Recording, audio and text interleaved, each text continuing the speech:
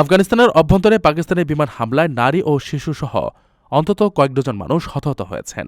আজ রোববার ভোরে দেশটির নানগারহার ও পাখতিকা প্রদেশে এই হামলা চালানো হয়। পাকিস্তানের দাবি, সম্প্রতি তাদের দেশে হওয়া ধারাবাহিক আত্মঘাতী বোমা হামলার নেপথ্যে থাকা সন্ত্রাসীদের আস্তানা লক্ষ্য করে এই সুনির্দিষ্ট অভিযান চালানো হয়েছে। দেশটির পররাষ্ট্র মন্ত্রণালয় জানিয়েছে, আফগান ভূখণ্ডে অবস্থানরত পাকিস্তানি তালেবান ও আইএসকেপির ৭টি গোপন আস্তানা লক্ষ্য করে এই হামলা চলে। অন্যদিকে এই সামরিক পদক্ষেপকে কেন্দ্র করে দুই দেশের মধ্যে উত্তেজনা চরম আকার ধারণ করেছে। আফগান সরকারের মুখপাত্র জাবিহুল্লাহ মুজাহিদ এক বিবৃতিতে পাকিস্তানের এই পদক্ষেপকে অপরাধ হিসেবে আখ্যা দিয়ে বলেন, নিজেদের নিরাপত্তা দুর্বলতা ঢাকতে ইসলামাবাদ এই হামলা চালিয়েছে। নানগারহারের স্থানীয় সূত্রগুলো বলছে, একটি বাড়িতে চালানো হামলায় ১৭ জন নিহত হয়েছেন, যাদের মধ্যে ১২ জনই শিশু ও কিশোর।